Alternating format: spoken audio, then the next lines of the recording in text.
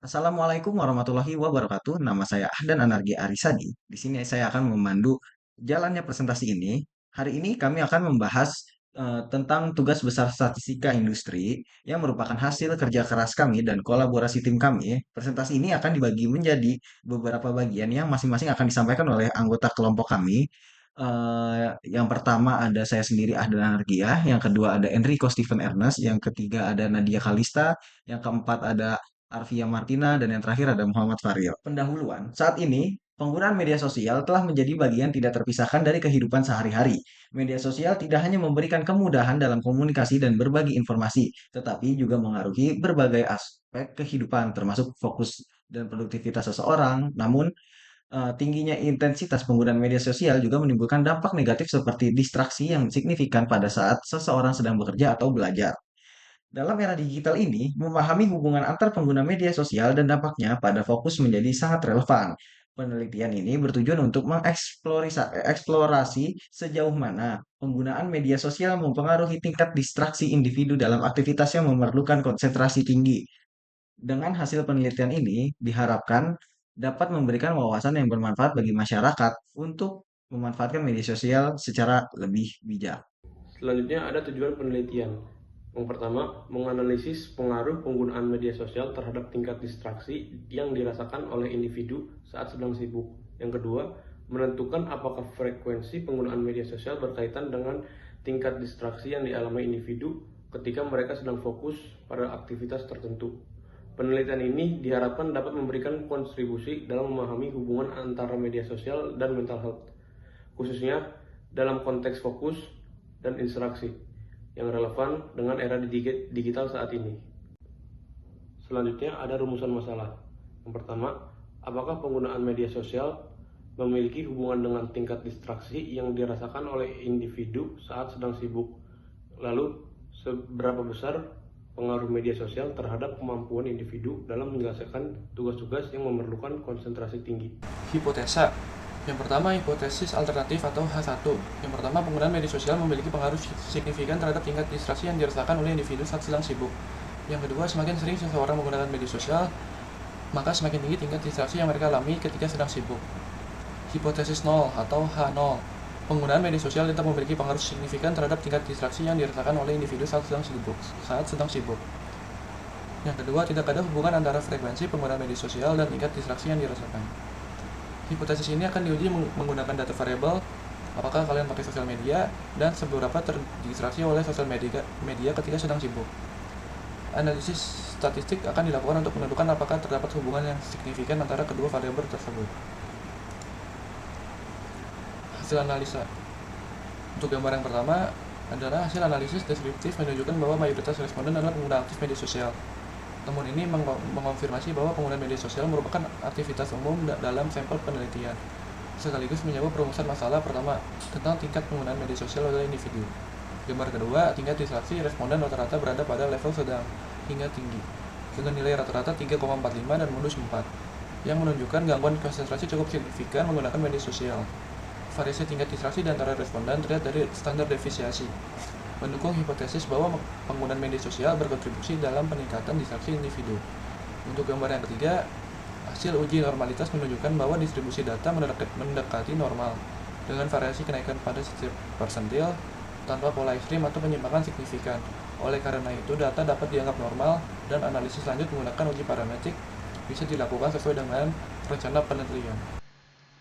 Berikut adalah hasil analisa chi-square dengan rumus x kuadrat sama dengan sum O min E kuadrat per E dapat dihasilkan sebagai berikut. Maka hasilnya dapat disimpulkan hasil data adalah x kuadrat sama dengan 40. Pada analisis ini, kita melihat hasil uji chi-square dengan nilai x kuadrat yang sangat besar, yaitu 40 yang menunjukkan adanya perbedaan signifikan antara nilai yang diamati dan nilai yang diharapkan. Selain itu, p-value yang sangat kecil, kurang dari 0,05, mengindikasikan bahwa hipotesis 0 yang menyatakan tidak ada hubungan antara variabel dapat kita tolak. Berdasarkan hasil ini, kita dapat menyimpulkan bahwa terdapat hubungan yang signifikan antara distraksi oleh media sosial dan penggunaan media sosial. Kemudian, hasil dari uji regresi B0 sama dengan B1, persamaan regresi sama dengan 0,78246 ditambah 0,055809 dikali dengan X. Kemudian ada parameter sign atau t-test, yang dimana H0 parameter tidak signifikan, H1 parameter signifikan. Dengan alpha sama dengan 5%. Dengan statistik uji, t-stat sama dengan 2,49, t-table dengan daerah kebebasan sama dengan n-2 sama dengan 2,02, p-value sama dengan 0,0172, yang berkesimpulan CA reject H0 jika t-stat lebih dari t-table atau p-value kurang dari alpha. Pada alpha sama dengan 5%, kita menolak H0. Kesimpulan akhir, parameter signifikan. Yang kemudian ada cek validasi model. Statistik uji, f-stat sama dengan 6,198, dengan p-value sama dengan 0,0172, f-table ada di df1 dan df2, di mana df1 dan 1 dan df2 sama dengan 38. Berdasarkan tabel f-stat, nilai f-table adalah 4,10.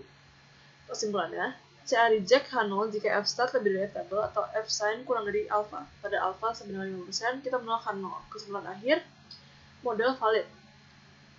Kesimpulan hasil regresi. Koefisien regresi B1 sama dengan 0,056 menunjukkan hubungan positif lemah antara penggunaan media sosial dan tingkat distraksi. Nilai tes statistik sama dengan 2,49 dengan p-value 0,0172 kurang dari alpha sama dengan 0,05. Dengan ini, H0 ditolak dan salah satu diterima. Nilai R-square sama dengan 0,14 atau 14% menunjukkan bahwa variabel penggunaan media sosial hanya menjelaskan 14% variabilitas tingkat distraksi. Hasil uji korelasi R sama dengan 0,101402 sama dengan 14,02%. Sisanya 85,98% disebabkan oleh faktor lain. Hubungan antara variabel cukup lemah dengan R sama dengan 14,02%, sehingga korelasi antar variabel kurang kuat untuk menjelaskan hubungan secara signifikan. Kesimpulannya, hasil korelasi menunjukkan bahwa meskipun hubungan antara penggunaan media sosial dan tingkat distraksi tidak selalu kuat, tetap ada ketertarikan yang relevan. Akan dilanjutkan oleh teman saya. Baik, saya akan memberikan kesimpulan atas presentasi yang diberikan oleh teman-teman saya bahwa berdasarkan hasil penelitian ini dapat disimpulkan bahwa sebagian besar responden adalah pengguna aktif media sosial. Penggunaan media sosial berhubungan dengan tingkat distraksi yang tinggi, terutama saat individu sedang sibuk.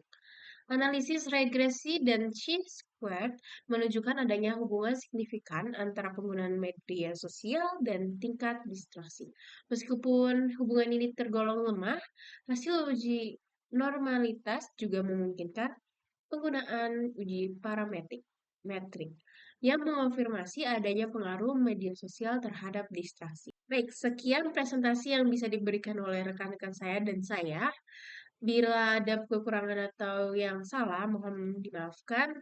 Wassalamualaikum warahmatullahi wabarakatuh. Terima kasih.